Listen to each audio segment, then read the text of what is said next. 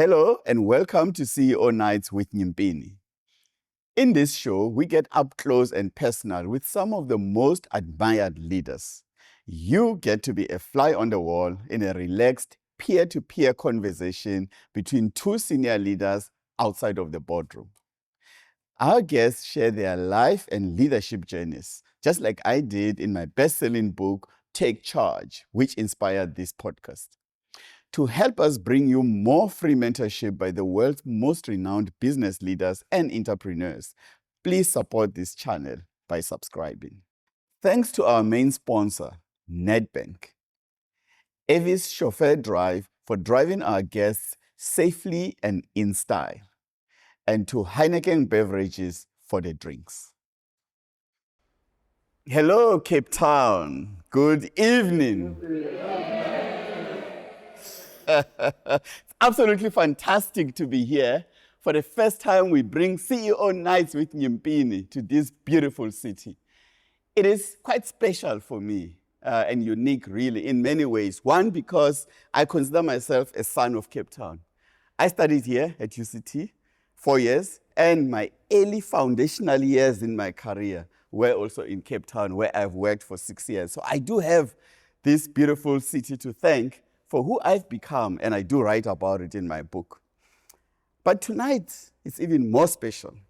More special because this is the first time that I get to interview a CEO that I've actually worked with. He was a colleague. We've done 14 of these episodes, and for the first time, I get to talk to someone that, if he's too generous with the truth, I will know. So there's no remixes, because I've lived that experience. But he's also unique in that he's a CEO who is a veteran of one company. I think they sort of single career or single company career. 35 years in one organization. It's just amazing. Question is, how do you reinvent yourself? How do you keep it fresh? How do you stay motivated in a single company? It's quite unique, it's unusual. And Peter Simmons, who is my guest tonight, a veteran CEO in many countries with Heineken, has done that. From Netherlands to Africa, to Asia, to New Zealand. Multicultural CEO. I mean, I don't know what language his children speak, because they've been taken all over the place, and which cultures he gets to really like, or how he's built his career moving so far away from the head office of this global iconic company, Heineken. But tonight, we all get to find out. He is famous for his commercial acumen. He is non-negotiable when it comes to execution excellence. And he loves his Harley Davidson and bass guitar. Good afternoon, everybody. My name is Peter Simons. I've been working for a company called Heineken for the last 35 years. And in that period, I had the opportunity to travel the world. Worked in Africa, I worked in Europe, I worked in Asia. And it has given me the opportunity to explore how you need to lead differently because of the different cultures that you are working with. South Africa, although became our favorite country, and after all the traveling, and I retired last year, and my wife and I are living in Scarborough, a beautiful spot in South Africa. And one of my aims is to bring some of my learnings back to people that are starting in business, or young talents that are looking for, the way they want to build their career. So looking forward to tonight, and looking forward to the questions and the debate we're going to have. Thanks.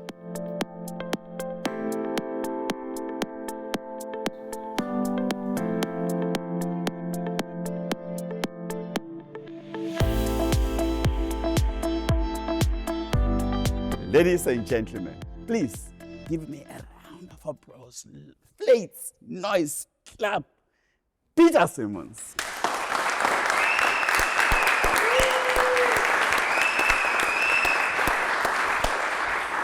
Welcome, bro. Please take a seat. Thank you. Fantastic. All right. Peter, welcome. Good evening. Yes, thank you. And thank the audience to join. So you tricked me, actually, and that's not a good start. So when we were having a conversation preparing for this, Peter kept on asking me, it's like, I'm retired. I don't have suits anymore. I don't dress up. So I'll just come casual. And I said, Peter, casual is good. Let's be casual. I come like this. And what did he do? Be surprised. Be surprised. So it's good to see you. And I've got an amazing team of researchers. And they're actually the highlight of the show because they give me so many nuggets and gems and I have fun. So one of the things we found out about you, good thing, there are many bad things I'm going to get to, but good things. They said I must be warned because you've got this habit where as we're talking, if you don't like what I'm saying or you're getting a little bit agitated, you start brushing your hair to the back. Eh? And they said I must watch out for that. That's a signal. Huh? Once I see that, I must start shaking. Is that a fair research outcome or not? No, it is. Or it's my nose. It's my ear or my nose. We all have those situations where you don't quite want to show your feelings and you're like bottling up, yeah? Yes. No, fantastic. On a serious note though, having worked in different markets and different cultures, and especially across multiple stakeholders, private sector, public sector, there are times when you're kind of constrained and you have to up your diplomatic cues. Tell me a little bit about that. Do you have some of those situations and how you actually manage? Because we also preach authenticity. Yes. No, I think, and it's not one of my strengths to be too diplomatic. Because if you talk a little bit about being authentic, I always say you need to be authentic with skills. Just being authentic is not always the right thing, specifically if you're working in different cultures where, building trust, that authenticity thing plays. Interesting enough, when I was still working in South Africa, so I started in the Netherlands and, became export manager in Africa and then came to South Africa. I was lucky because there are a lot of similarities between the Dutch culture and the South African culture. So probably at that time I didn't completely realize how important it is to, at a certain time, to change your leadership style because you still need to do things, but in a kind of different way. And I never wanted to become a CEO. Why? Because I felt that it's a job that is almost too diplomatic. Yes. Because you need to kind of adjust yourself and making the region happy and global happy. I overcome that obstacle wisely because of what I know I could bring. But it took something from me because I want to be myself, but I had to learn that yes, being authentic, sometimes you need to do it in a different way. And with that, we all use certain frameworks in leadership. One that I love is the triangle of trust. I don't know if anybody heard about the triangle of trust. What is about being authentic, being logic, and having empathy.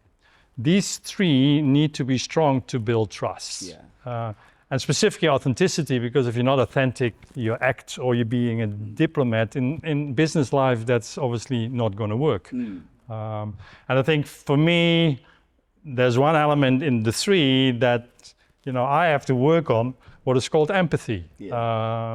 What has to do a little bit about diplomatic, because you need to kind of read the room.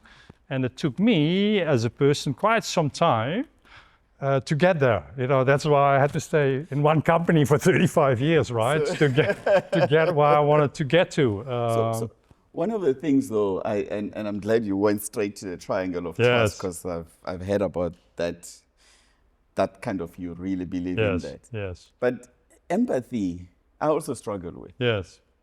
I've had that feedback. And we work in progress all the time. How did you develop that, or you working on it? What practically did you do? I mean, I understand you read a lot. Yes. I mean, but what, how else? I think it's all doing things in real life. I mean, I'm a big believer in the kind of 10, 20, 70. 10% is education. 20% is having a great mentor, and 70 is just doing it on the job. It's just doing and one of the things I really need to learn, and I think you call it already out, is to show that I'm truly listening. And, not listening to answer, but listening to understand, and really be able to ask the questions, and with that, really standing in the shoes of the other person to truly start to understand where are they coming from. And at a certain point, if you when I went from South Africa to Austria, I had to change the way I was leading. Otherwise, I would not have been successful. Wow. So I think it is around, doing it gives you the opportunity to see if it's working or not. But always make sure you have somebody in your team that can tick you on the shoulder and say, Pete, this is great. Yeah. Or wow, this was not great. Yes. And this is the reason why. So for me, it's practice. Practice. Understand your strengths and your development areas, and truly listening to what people are saying, and truly understand where they are coming from. But Peter, one of the things, I've also noticed myself in positions of influence and seniority, is that the more senior you get, the less honest people become with you around what they really think. Yes. Every speech you give is a huge applause, even if you messed it up. Yeah. How do you actually get real feedback that allows you to grow? But that's not everywhere. Yes. That's not everywhere. Go to Australia or New Zealand or even Austria.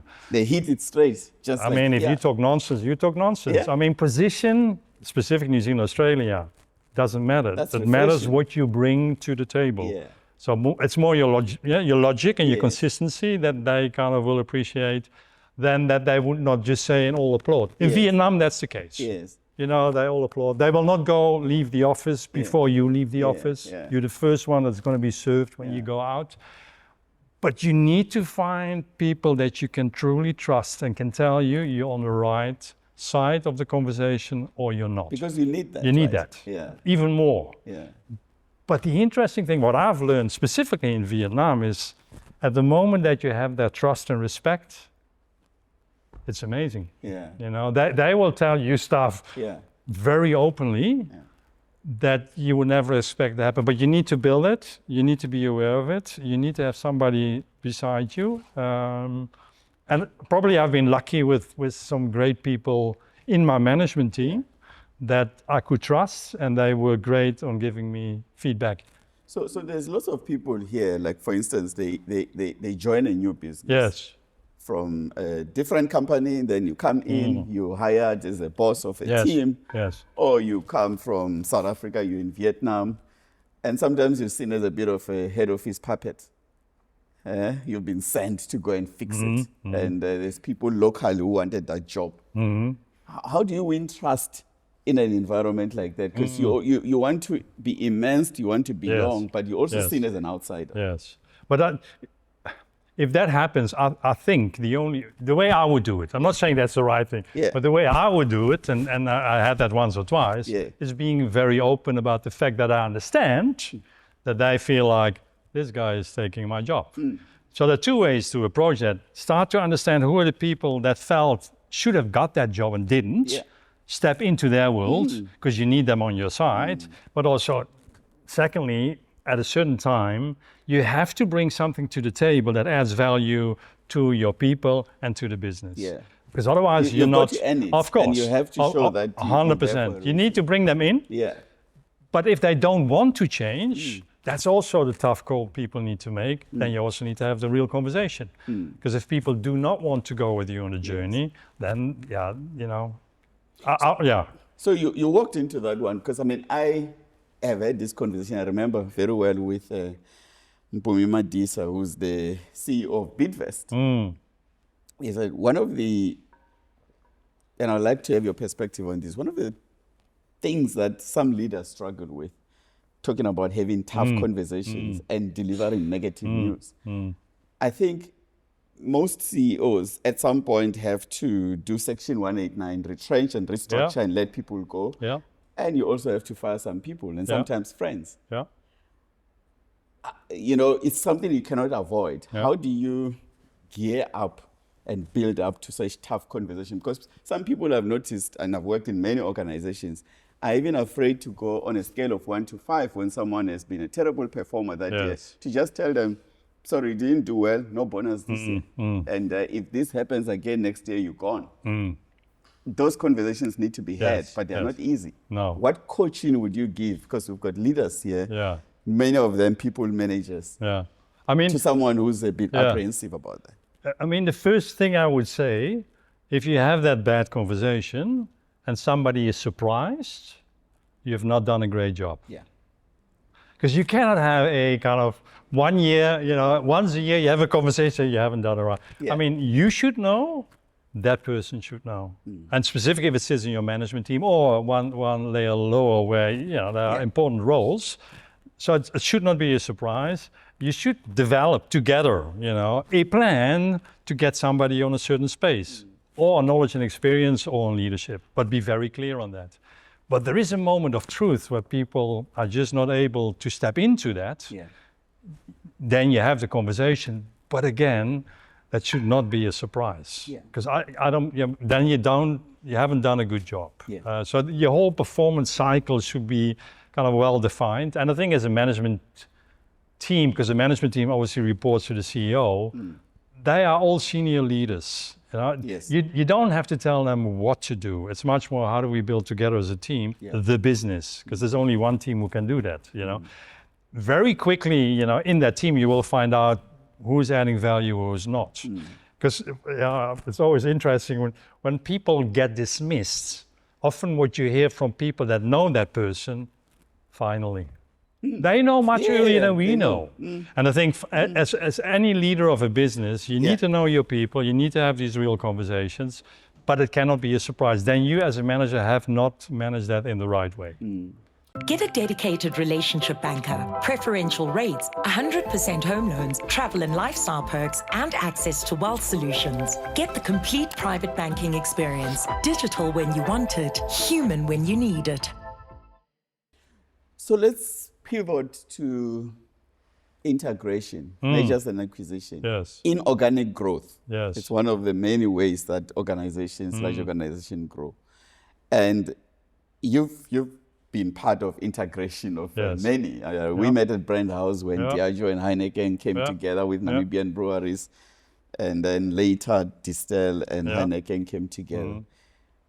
What I'm intrigued about, someone like you who's managed those integration, is how do you, I mean, you're a veteran of Heineken. You really buy into the Heineken way. That's how you train. That's how you raise and you laugh. And execution, I'm told. And strong brands. Now, when you bring in another organization, smaller in one country, and you have to merge the two, do you have bias to the Heineken way? Or do you actually have a way of recognizing some of the good things that they are doing and bring them in? How do you manage it? Because people they don't necessarily see you as an independent arbitrator. They know you come from the green side. Yes. Yeah. And you've done this a couple of times. Yes. What are some of the big insights from bringing organizations together? And I think it depends exactly the context. Is an integration happening within two Heineken companies? That's what I did in Vietnam, because we're at the north and we're at the south, and that integration was within Heineken. What was a bit easier, although the cultural difference between the north and south of Vietnam is quite significant. I think we have overlooked that a little bit. But at the end of the day, if you integrate two businesses, you need to understand again what do they stand for? What are their values? What is then their leadership style?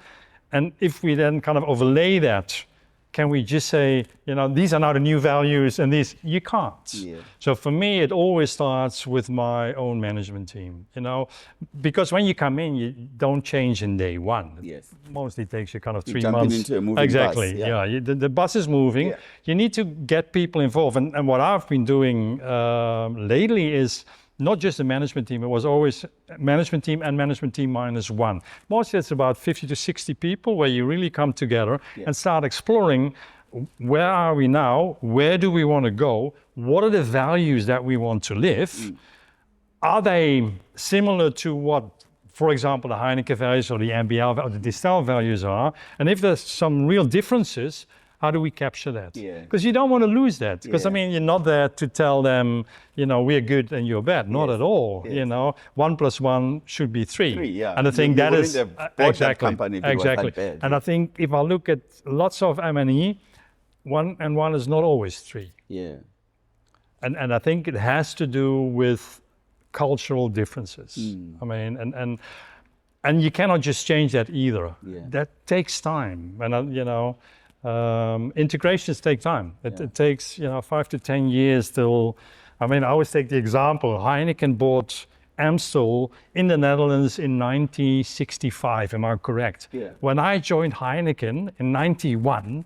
There were still people introducing themselves, and I was from Amstel. Yeah. After 20 years, you know, something didn't go right here, you know, because that should not be the case. At a certain point, people should look back with pride, but also look ahead with like, more, I mean, that's the opportunity for me, and I want to kind of step into that. So you cannot do it with yourself. You need to get your leadership team, as I always call them, together to really go through this and define what it is. Because at the end of the day, values are just on paper. It's the way you bring it to life, the way you live it. And the most important one for me is the management team. I mean, if they don't live, regarding the style that we want or the values that we want to bring, you have a problem. And that needs to be the same with the next layer. Exactly, it needs to go down and down to the next layer. But I mean, inevitably, and it's not just in a integration or M&A, there's politics in organizations. That goes really deep, even beyond culture, and real governmental politics, where sometimes some of the businesses you buy have got government as a shareholder, and there's real politics. That's not the space you're comfortable with. But how do you manage the organizational politics? I think you've given us a clue to say, you know who does what or who says what, and you understand the dynamics within the organization. People who feel like they've been victims of what they call politics in an organization, what advice would you have for them? I think that's not an easy one, because as you said correctly, these are the kind of elephants that nobody wants to put on the table, right? And I think it goes back a little bit to, you have to kind of build that trust to kind of with your people. Some politics are very difficult to handle. I'm honest about that. But if there's politics that has an impact on the business, as a leader or as a team, you need to be quite intolerant. Because that's poison in your organization. So you have to get it out of the, out there. And if you can't, and it really starts hampering the business overall, you need to intervene. There's not a way.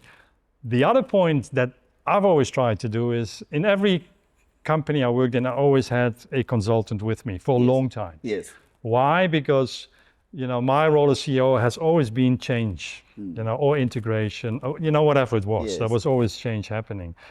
And you cannot do that on your own. So I think to have somebody with you to support you on that journey and support your management team, but also the whole organization. Almost like looking from outside. Of course. So what we did, for example, in Namibia, as an example, is we had, before the integration, several workshops with lots of people around.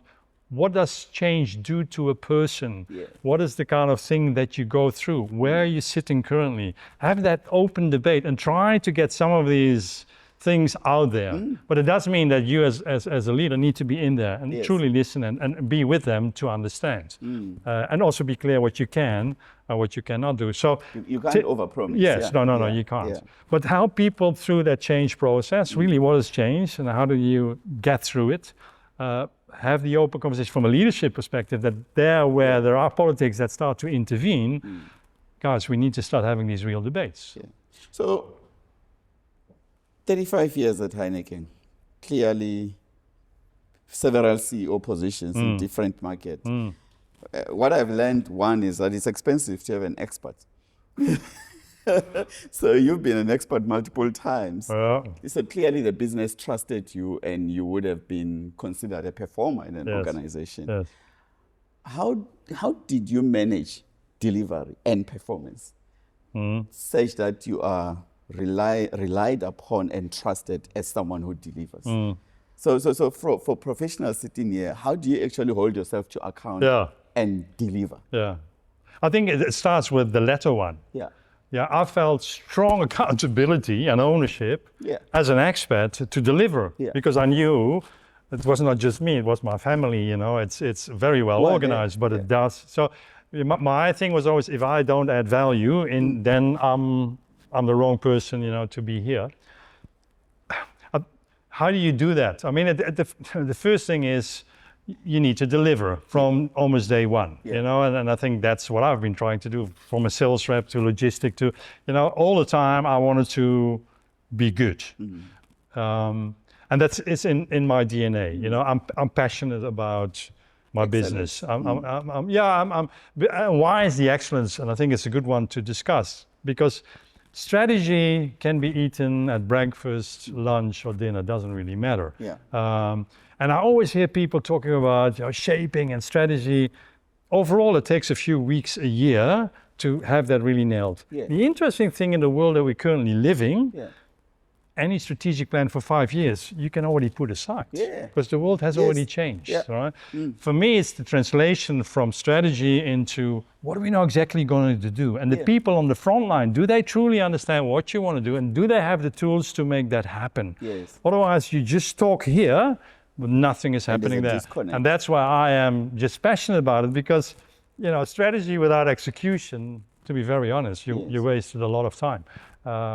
And that's always what I've tried to do. When I joined any business, I would always start with a portfolio review, a channel review, a route to market review, see are we in the right strategy, start building my team. Do I have the right people on board to drive this change? Starting conversations with the lower levels to see, where are we from a kind of leadership perspective? But be very passionate around delivery, So if you were to pick up, say, 3 things, because I've had, and I was talking to some of the people that have worked closely with you, that you are meticulous about execution, and you lead from the front, going to the trade, meeting distributors, making sure that things get down. And when you get there, you're very clear about what to look for. Many organizations struggle with execution, especially building capacity to execute. And some have actually hypothesized that perhaps we hire too many thinkers and not enough doers. But do you have a cheat sheet? Do you have a book of tricks in terms of execution, just getting it done? No, I don't have a. I think it has to do a little bit, because when you're in the business for 35 years, you have experienced a lot. I mean, the amount of outlets I've seen in my life, I mean, I don't know. I mean, it's thousands and thousands. So you start to recognize things quite quickly. But I am able, I think, that's for sure an advice that I'm giving to young people. Young people are very keen to become the managing director in 5 years. I always say, guys, take time, because you learn. You learn by taking the time. Even now and then, and we are all confronted at moments that you think I can take that step, but somebody in the organization, no, I want you to go horizontal first. And that is sometimes a surprise and sometimes negative, but interesting enough, where I learned the most and also truly understand what execution means was the moment that I was pushed horizontal. Because that's when I was broadened my thinking and the kind of different departments that you have in an organization.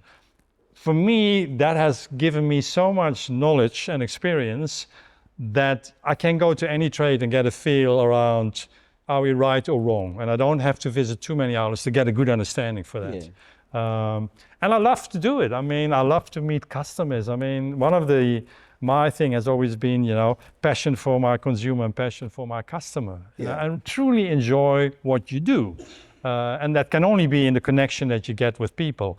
That's why I never understand when there are MDs or CEOs that don't go into the market. How do you then see what's truly happening? No, but we do a survey here and a survey there. Okay.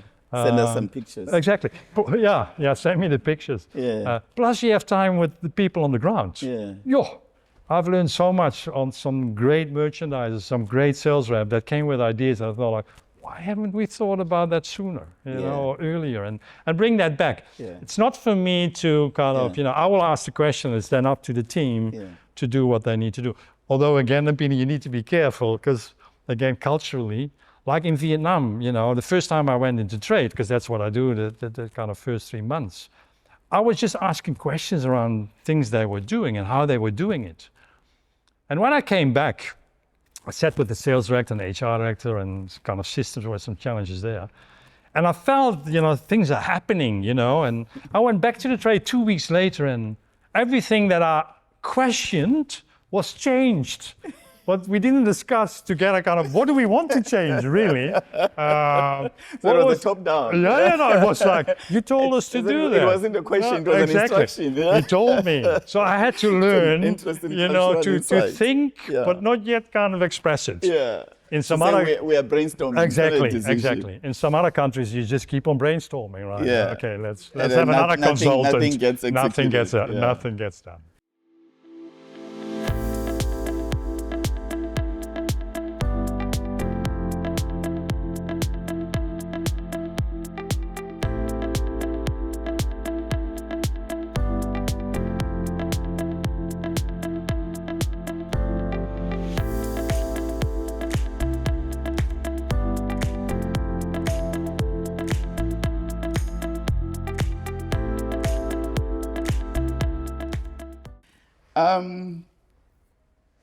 Failure.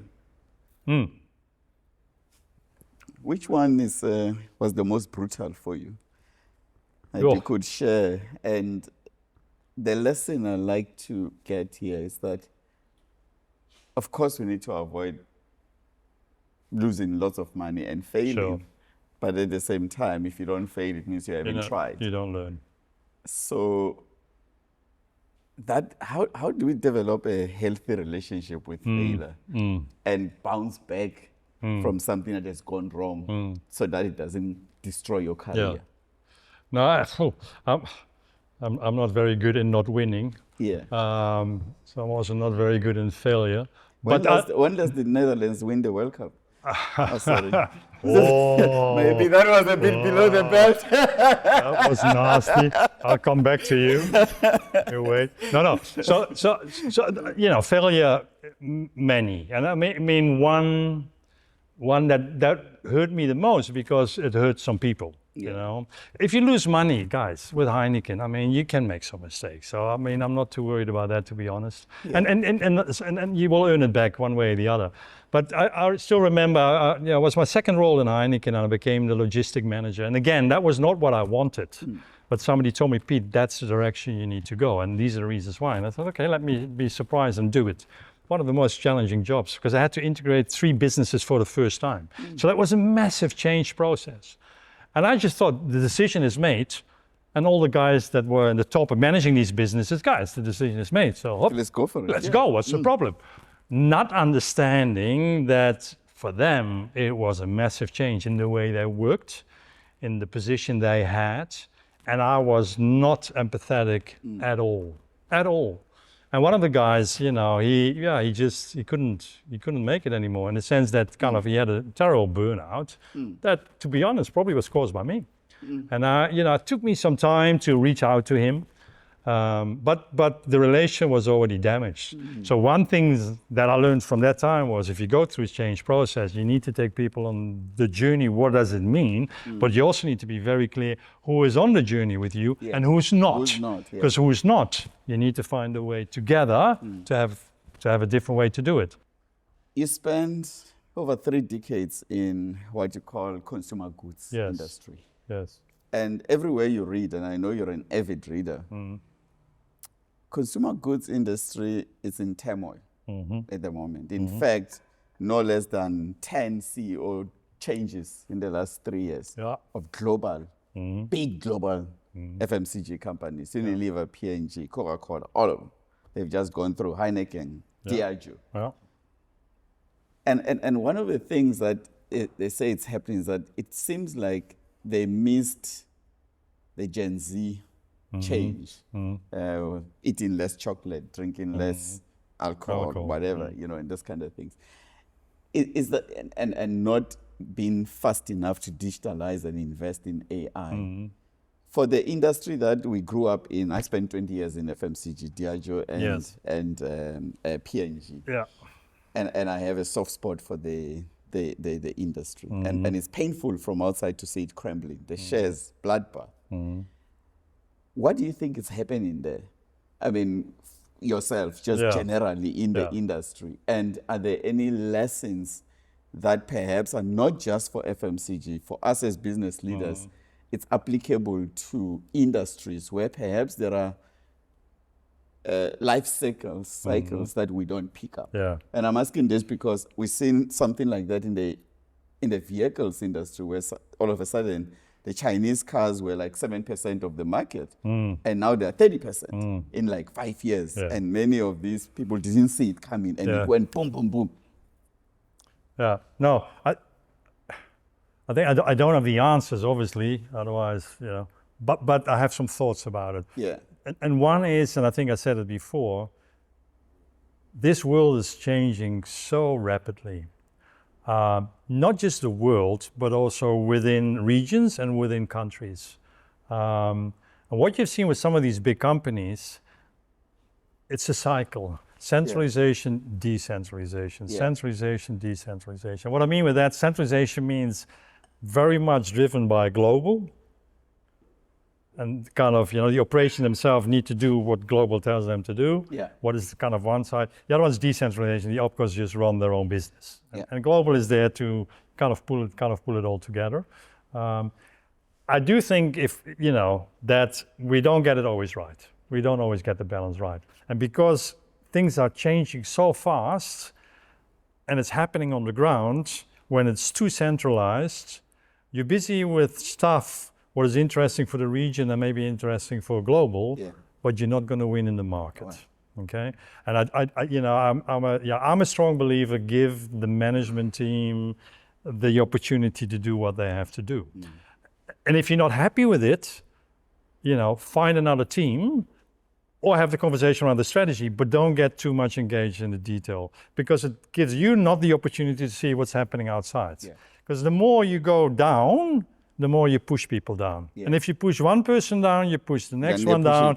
And at the end of the day, you don't give people space to grow, you get things bogged down on that's not very helpful. I think that is one. Wow. The second one is, and you said it already, I know a lot about lots of stuff, from corporate affairs to finance to legal to commercial. If you say to me, Pete, are you, if you talk about digital, and talk about what's happening in that world, I still have a lot to learn. And I think some companies went in time, but not everybody. And I think we're starting to feel the pinch. Last but not least, and I'm now talking about the alcohol market, the good thing is, and I truly mean this, the good thing is youngsters are drinking less. I mean, research is done. There are, big groups that don't drink any alcohol. So you need to be ready with a broader portfolio if you want to be relevant. That is not an easy one. And the question then is just non-alcohol beer sufficient to fill that gap, or do you need more than that? Things, And you can see, some companies like Carlsberg just bought a soft drink company called Britvic in the UK. Britvic, Who was run by Simon Litherland, that we both know extremely well. So I think there is something around what's happening with our consumer. What is a good thing? How do you leverage that? How do you ensure from a digital point of view that you're really not just savvy and agile, but you're leading it?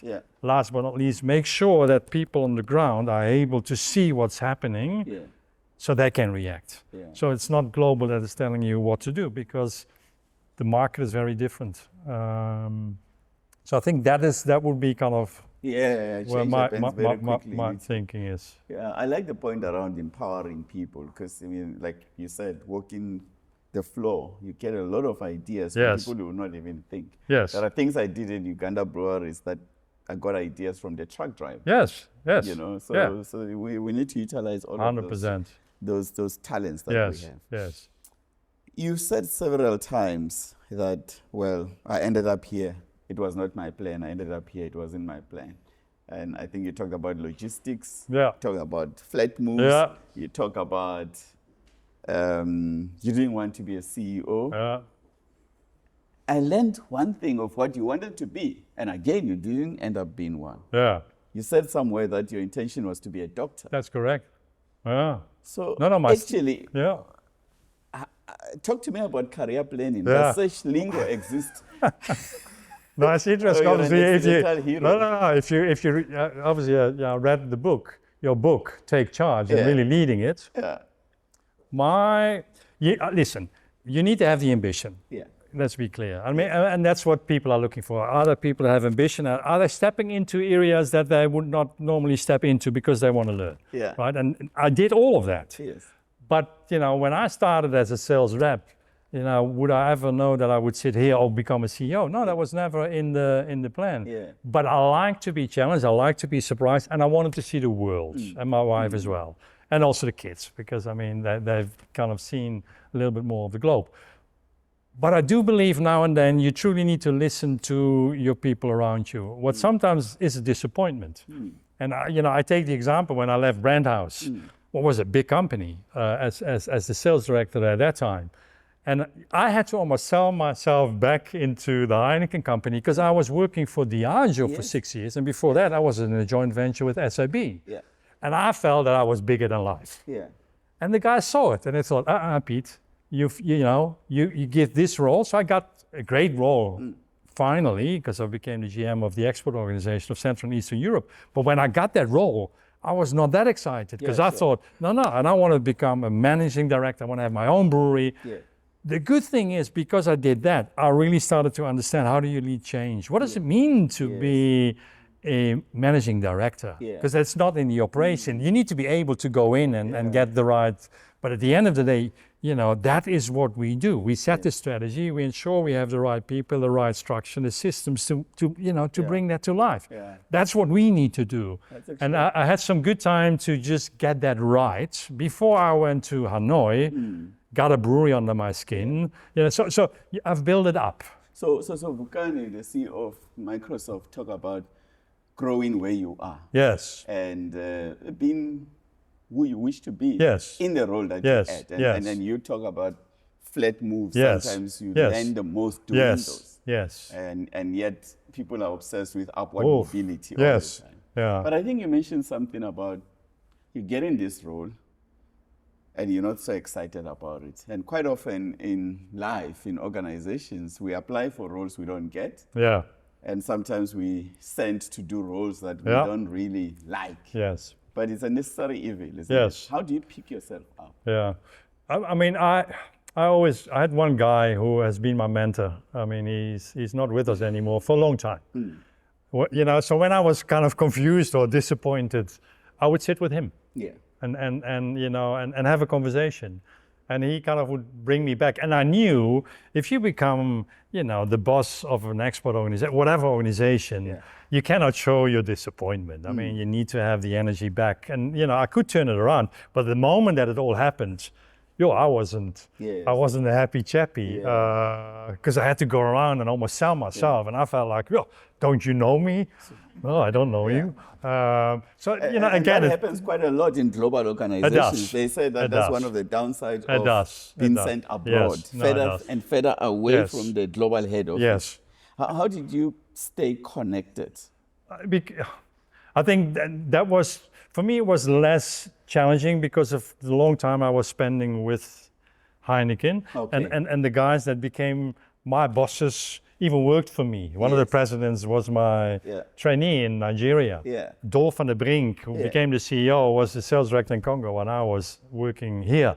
So you know them from a personal base. So, but I understand young people that come in, how do you keep that connection? Because it is crucial to keep your network alive.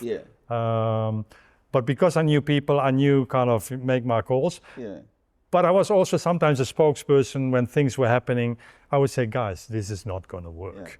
And so, I was not, I was not afraid to say, no, we're not going to do this. And talking about the power of networks, my very first guest on CEO Nights with Nyimpini was actually the current CEO of Eskom, Dan Marukan. We were classmates over 20 years ago doing MBA together. And that's talking about the networks. Yes. Your networks are everywhere, Yes. and you've got to leverage. No, you have to leverage it. And also, if you can have one or two people that almost become your mentor, that you can really talk to and trust and have open and honest conversation, that I think that's very powerful. Also, don't make it too big. I mean, like everybody, we are human beings. We have good days, we have bad days. You know, it's also like, you know, don't make it bigger than it is. I know the first time I had to present to the previous CEO, Jean-François van Boxmeer, and the guy I was presenting with was Eugene Obligiero. And man, I think the day before he went to the hairdresser, he looked like, you know, great. And I came in, he was, Pete, you have white socks on there, you cannot, you know, you need to do this. And I was like, oh my God. Matters, right? Yeah, I mean, wow. You know, because it's Jean-François. But then, you know, he came several times to South Africa. You start to know him. Yeah. And, you know, they're just human beings. They are human beings, you know, right? like we are. They want to be acknowledged. Yeah. You know, they want to have it, you know We what I mean? overcomplicate things Don't sometimes, don't we? overcomplicate it Yeah, for we them. And they overcomplicate also things. enjoy that, if you Yeah. can be. And I had the privilege to have the Heineken family with me 4 times. Yeah. Last in Namibia, Yeah. we were out with them for 3 days with Charlene and the family. Yeah. It was great. So you also know, you know, the family. You need to know where your bread is buttered. Yes, Yeah? yes. I'm a chairman of Schindler. It's also a family business. Family business, Yeah. Swiss, you know. So you talk a little bit about Nigeria and other markets. You've actually spent a lot of time in this continent. Yes. Working here. Yes. Nigeria, Yes, Namibia, yes, South yes. Africa. Yeah. And yesterday I actually attended the Presidential Investment Conference where President Ramaphosa is trying to raise 2 trillion rands for investment. And there's a lot more geopolitics right now. Lots of things are Yes. changing, tariffs, people looking into Africa for investments and so on. From economists write a lot about what's happening in Africa, and so do consultants and bankers sitting in their beautiful ivory towers and offices in New York. You've been on the ground in many countries in the continent. Is Africa a positive investment case? I know it's a big question. Yes. But like, do you see opportunities? Clearly the business that you worked for have seen that because Heineken has got many businesses in the continent. But when you go around, what's the vibe? Do you really feel like this is where growth can come from? Yeah. I think it depends on what industry you're talking about, right?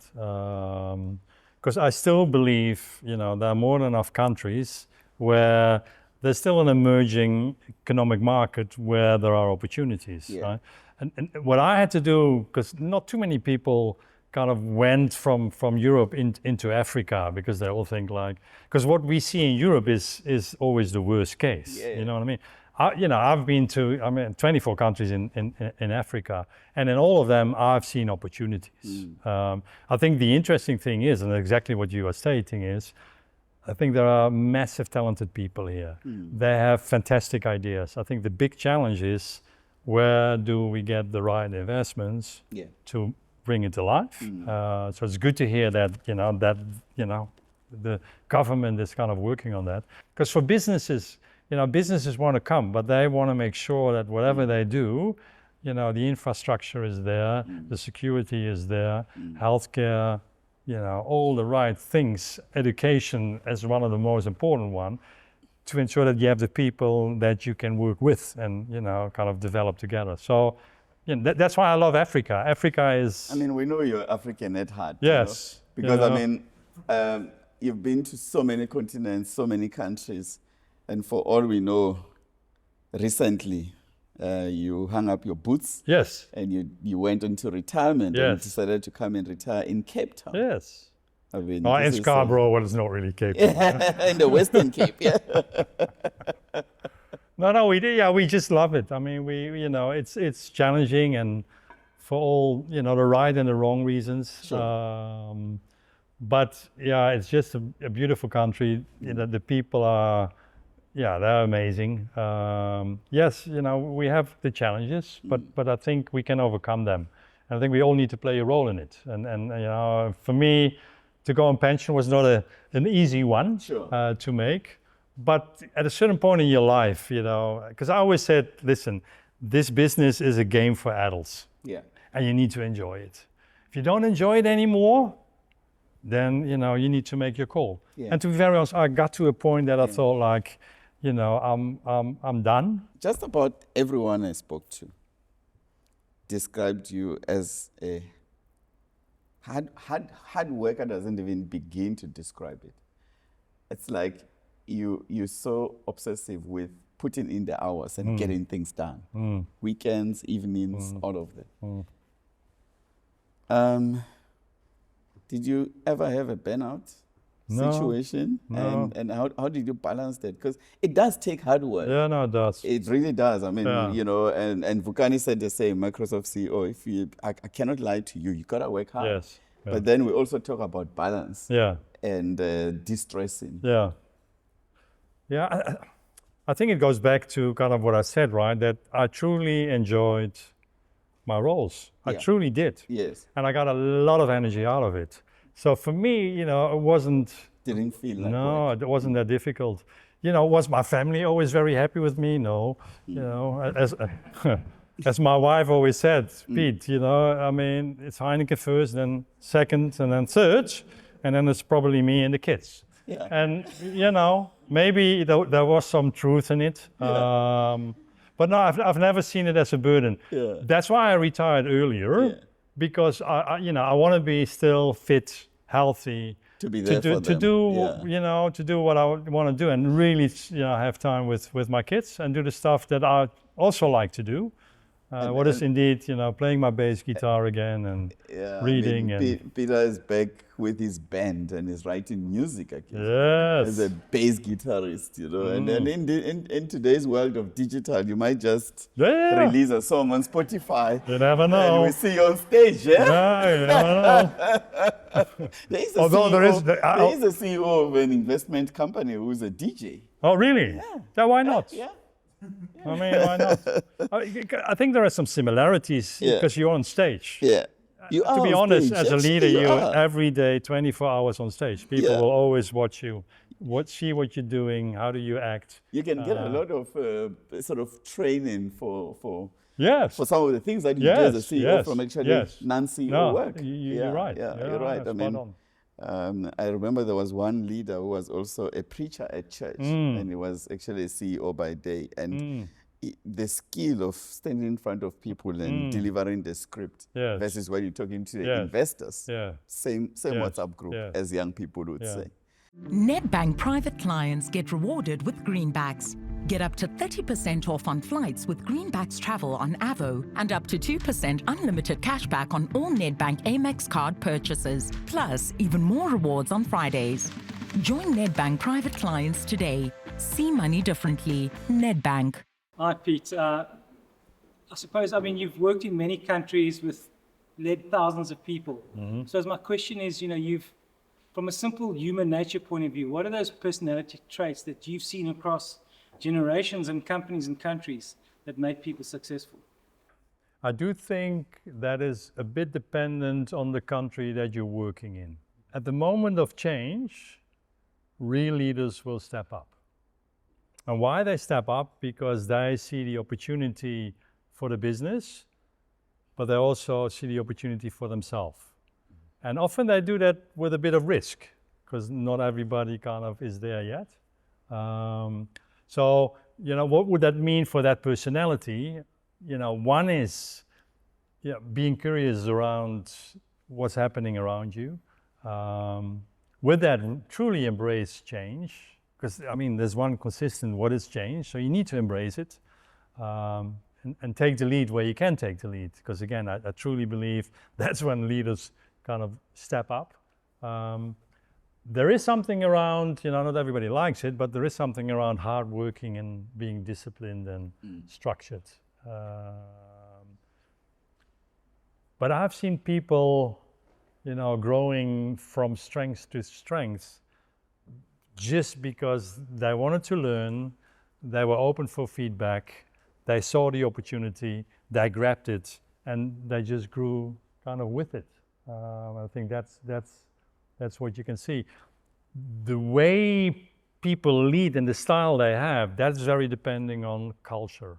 Because I mean, I've had somebody, you know, that worked for me in Vietnam, and I had to kind of pull him back to say, don't do this, don't do that. Because it's normal in South Africa but kind of, don't do that in Vietnam. Yeah. But yeah, that would be kind of, for me, the trade-off. Yeah. And I think when you talk about it being situational, Yes. it depends. It calls on the leader to also be agile and flexible in how you lead people. Oh, 100%. Especially Yeah. cross-cultural, No, because you have 100%. to meet them where Yes. they are without losing yourself. Yeah, no, 100%. Because it's not that you change the culture, eh? Yeah. You have to adapt yourself to the culture. Yeah. Don't get me wrong. Yeah. I give a great example. I think Yeah. it was in Vietnam, or was it in Austria? I think in Austria. I still use the phrase, yeah, but I'm Dutch. And then one day the HR manager told me, the next time you use that as an excuse, Pete, I'm going to leave the room. Because it's an excuse. And it is. So no, you as a that's true. leader need to adjust Yeah. and find a way into that, because you cannot change the culture, because that culture of an OPCO or organization Yes. is very much linked to the culture of the country. Yeah. I mean, you're there as a visitor, right? Yeah. But you need to understand it, and you need to adjust your style to ensure that you can deliver what you need to deliver on. Wow. If that makes sense. Hi, I'm Sly Kumalo from Tunga Media. I just wanted to find out from you, if you were to step back into the role of a CEO in Africa, which aspects would you prioritize in terms of your whether it's distribution, it's technology, which aspect would you change in terms of trying to catch up with what is happening in the next decade, if I were to say?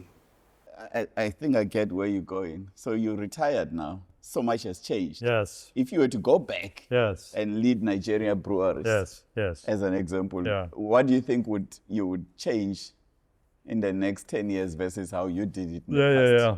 Now, I think one you're spot on is digitalization is happening everywhere. Yeah. I mean, if you look at the current value chain, end to end, is almost completely digitalized. Yeah. And there are massive opportunities there to become much better. So for sure, that's one that I need to spend far more time, or better have a very strong team around me, because have these guys part of your management team to be kind of more strategic. Yeah. The other one is, as we discussed, also in other countries, the portfolio will change. Consumption of alcohol will change and should change in some countries. And you need to be prepared for that. The other one is people. I mean, if I look at the younger generation, and for all the right reasons, they did what my wife was telling me to do the whole time, find the right balance between personal life and work. I was never able to kind of get that right. You will need to manage that also differently, because there are not too many young people that will stay in your business for longer than 5 to 10 years. Yeah. That's already very long. So also from that perspective, I already had to adjust and adapt myself, because I'm very loyal. I always say I have green blood in my veins, and I probably have. That doesn't mean that everybody has that. So give people the opportunity to grow, but also help them when they go out. Because if you have grown them, and they do better somewhere else, fantastic, because that will do that business well as well. The tenor is long, it's shorter and shorter. So I think you need to start thinking around, how do you attract the right talents for a certain time in your organization to make that difference? What is a very different approach than what they had in the past, to be very honest. And I think what we're seeing also is that business now is becoming much more of an integrated ecosystem. So people who are multi-skilled or diverse in their skilling actually do better, because you need to have that better understanding. The area of specialization is gone. Yes. Good evening, sir. My name is Kilebogile Tebe. I'm a quantity surveyor. I run a consulting firm.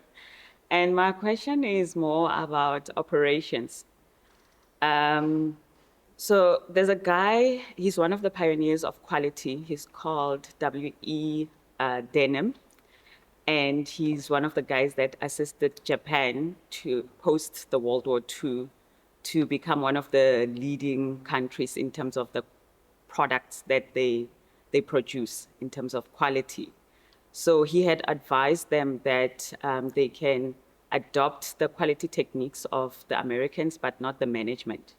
So that was further developed to say that leadership should be at the forefront of quality, embedding it in products and in the processes.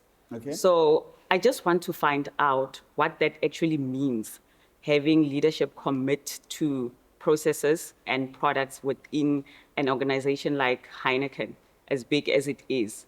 We understand that it's one of the big or high quality products, but what does it mean to have leadership commit at all levels to quality? That's a good, it's a good question. And interesting enough, if you talk about Heineken company, one of their values was passion for quality. And why was that? Because if you want to go global with a brand, a consumer brand, and you want to position it as a premium product, quality is obviously core.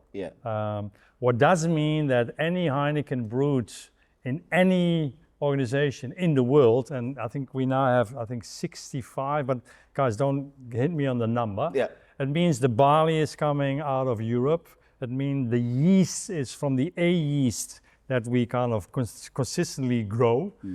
The only difference is the water, but we purify that in a way that it cannot change. Plus the process is very much aligned. You cannot change that. If you want to change anything on the Heineken brand, and I'm not joking, it goes to the family.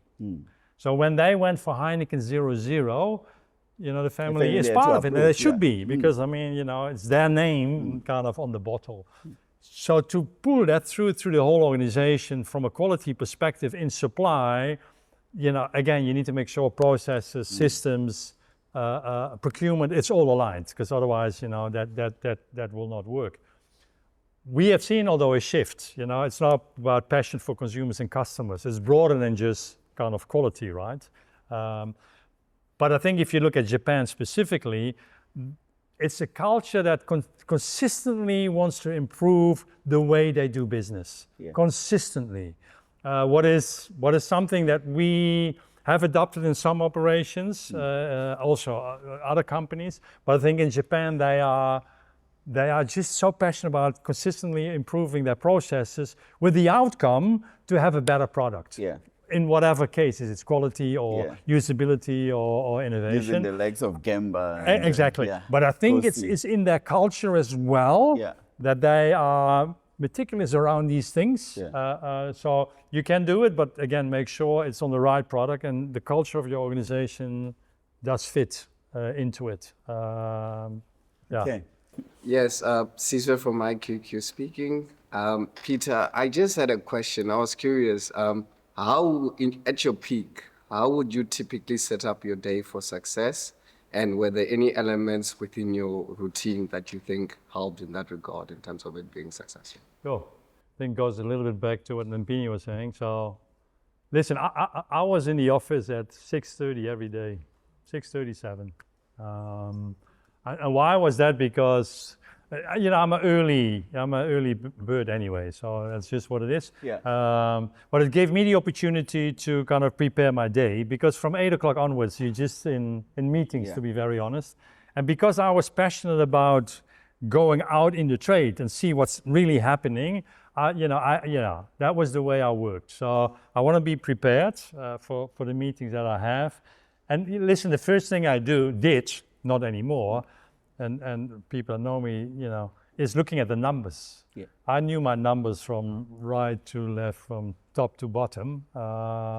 What is good, but sometimes you also need to be careful. So I had to learn that if it's not as good, don't get upset in any way or form, but understand kind of, is there something underlying that you want to kind of work for? So quite disciplined around my daily tasks. But I had a very clear agenda around what are my weekly, monthly, quarterly kind of priorities. And you have to, because in a global business, there are these ways of doing things, your monthly closing, your annual plans, your strategic plans. So you have to work that, otherwise you're going to be surprised, and you don't have the time to do that. So I was very disciplined around that, to give myself the time to spend with my customer and with my people that were executing the kind of strategy. But I also had some principles around, and I've seen people just falling in that trap.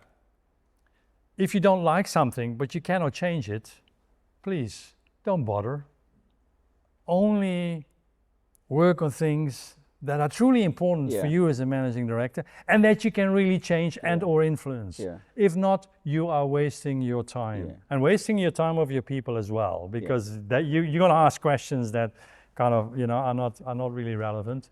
Last but not least, it goes back to the kind of think, decide, and act. Be clear. When are we thinking? But when we decide, that's when we're going to move, and we're going to move with speed to ensure that we can have the execution right as well. So always be clear in where are you in the conversation that you're having, because it helps you to prioritize and helps your team to be very clear. So with my team, they knew exactly these are the priorities for this month or this quarter. And that went straight through the organization, and spend a lot of time with your team, having all these road shows. We went on roadshow every quarter to the whole of Namibia, doing presentations to everybody. Everybody, to tell where we are, what do we want to do, how are we performing. So people are not surprised to say, we and did. that's how we you get know. an aligned organization. Yes. Everyone moving the same direction. The same pace.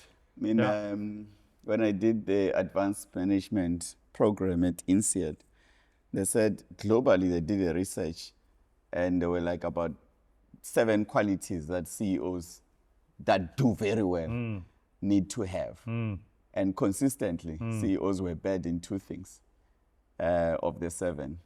Communication across the organization and digitalization. Those were the 2. But communication surprised me, because you're communicating all the time, but you're not reaching all levels 100%. and diversifying and being customized. 100%. So that's why for me kind of the roadshow was nobody could touch it. It was in the agenda already beginning of the year. We knew these are the 4 roadshow. The other one was what we did as well was a business performance meeting every month. And that was with level 1. And partly level 2, so that everybody truly understood where we were from a performance point of view. Because then you drive ownership. Exactly. And everyone owns the outcome. And we had conversations around, so can we do stuff differently? And then people would come up with some great ideas. Then they would also commit. Because if people don't own it, or they don't feel it's my thing, you cannot make them accountable for it. I think one of the things we undermine in leadership is the power of followership. And very, very important that you win hearts and minds. Exactly. But we don't spend enough time doing that. No, I agree.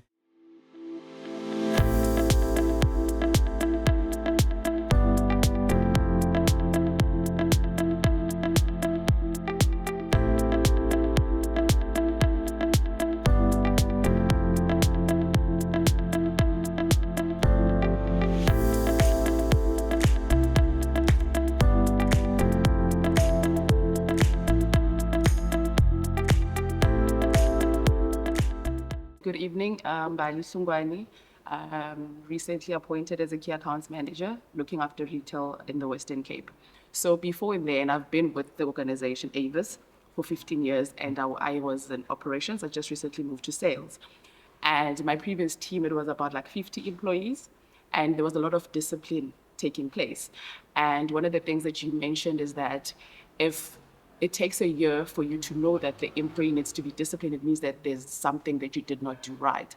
So my question to you is that in the 3 decades, right, with Heineken, what strategy did you implement for you to overcome that, or for you to come up with a plan that will work, or any methodology that you can share with us? And they also mentioned that you read a lot, or any book that you've read where when you read that chapter, then you felt that, you know what, maybe let me implement this in order for me to be able to bridge that gap. I think on performance, interesting enough, you need to have a very strong rigor in the process that you want to follow. So and I've been extremely lucky that, that global company had a very good performance process in place. It was even completely digitalized. And it started with being clear when you start and you kick off, that from the top to the bottom, everybody's aligned on what do we need to achieve from a financial point of view and from a leadership point of view. Now, leadership, you will not go through the whole organization. It will sit on certain points. But whatever we agreed on here needs to trickle down to each and every level. If there's somebody kind of focusing on something else and has different STIs, you're already in trouble because they kind of focusing on something that you... So rigor in what do you want them to deliver and how do you want them to deliver that? That's kind of the starting conversation you're going to have with your team.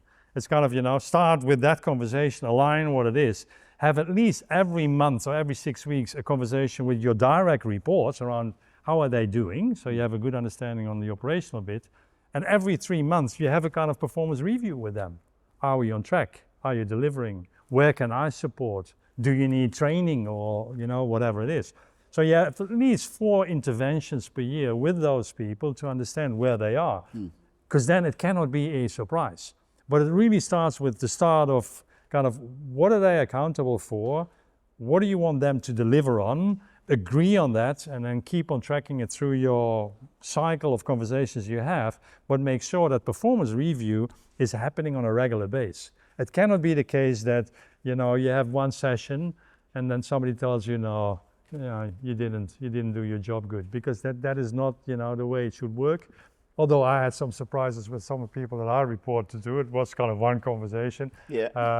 But I mean, they know what you're doing, and that sits a bit differently. But rigor in processes there is very helpful. And having the right reports, don't make it too complicated.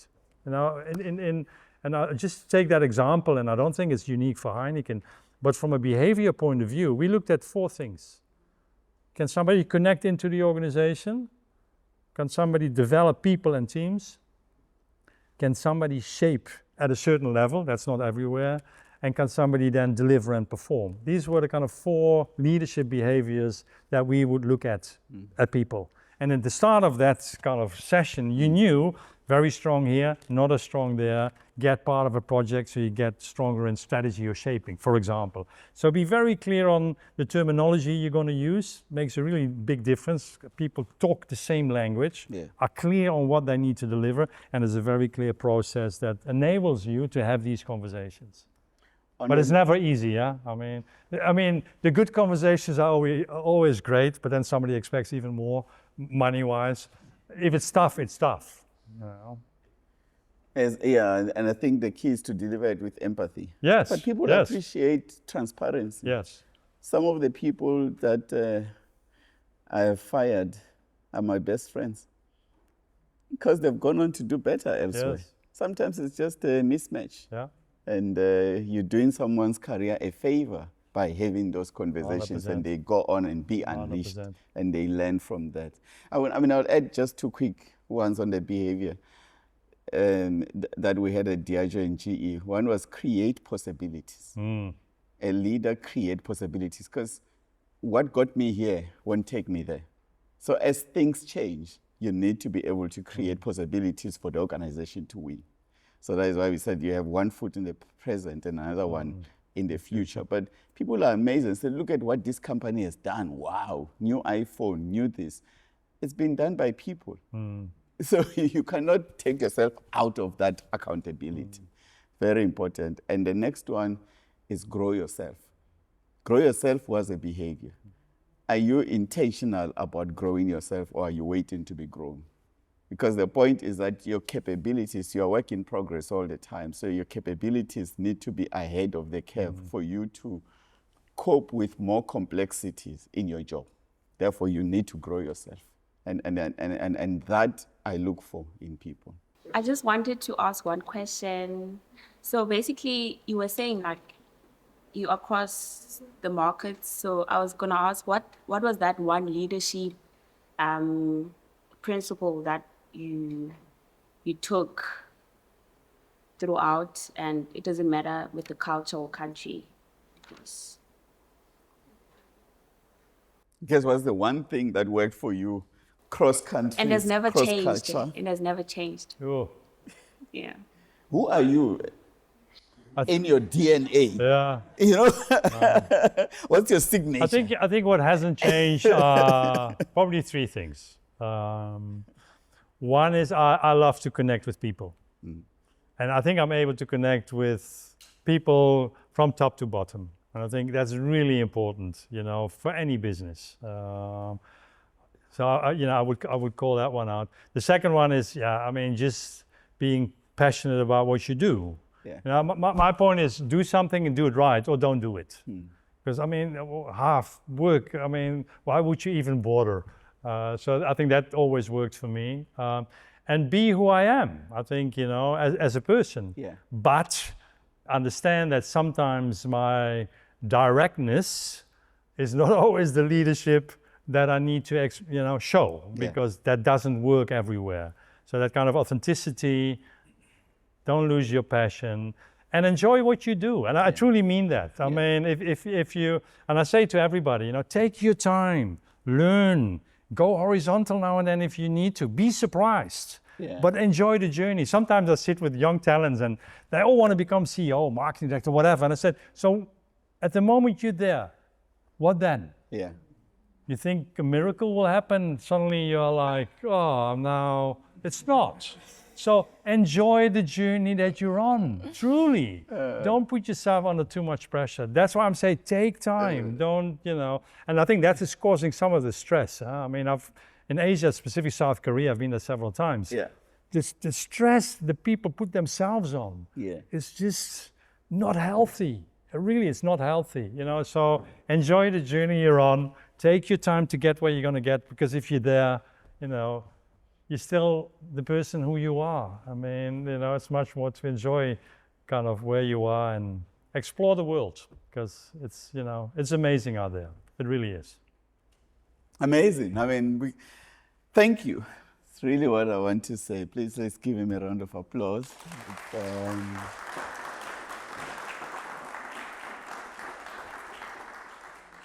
This is the stuff you don't get in an MBA class, and trust me, I did it. So much wisdom, so much generosity in learning, and lots to take away to help you in your own career journeys. That is what we do CEO Nights for, is to have conversations with accomplished leaders so that we who are still on the journey can also take some nuggets in our quest to grow the next level of leaders in Africa, because we need them. So thank you so much for being here. That was a masterclass in leadership. I am privileged to host these conversations because I've done 15 of them now.